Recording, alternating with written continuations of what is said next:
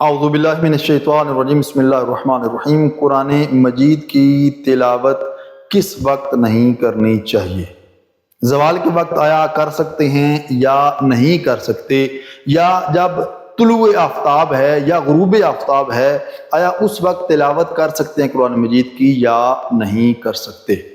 آپ نے سنا ہوگا شاید اہل سنت سے کہ زوال کے وقت آپ کوئی عبادت نہیں کر سکتے اور قرآن مجید کی تلاوت نہیں کر سکتے۔ یہ غروب آفتاب یا زوال آفتاب جو ہے ان کا تعلق یہ نماز کے ساتھ ہے۔ زوال آفتاب یعنی جب زوال ہو جاتا ہے تو اس کے بعد نماز ظہر کا وقت شروع ہو جاتا ہے۔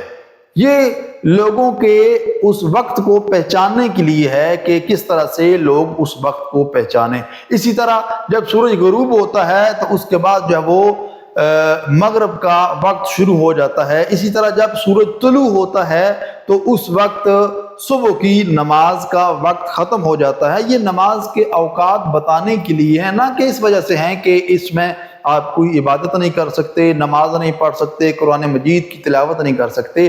اس طرح کا کوئی کنسپٹ جو دین اسلام میں موجود نہیں ہے۔ کسی بھی وقت 24 گھنٹے کے اندر کسی بھی وقت قرآن مجید کی تلاوت بھی کر سکتے ہیں، آپ دوسری عبادات بھی انجام دے سکتے ہیں۔ دعا ہے رحیم پروردگار کی بارگاہ میں ہم سب کو نیک اعمال بجا لانے کی توفیق عطا فرمائے۔ والسلام علیکم ورحمۃ اللہ وبرکاتہ۔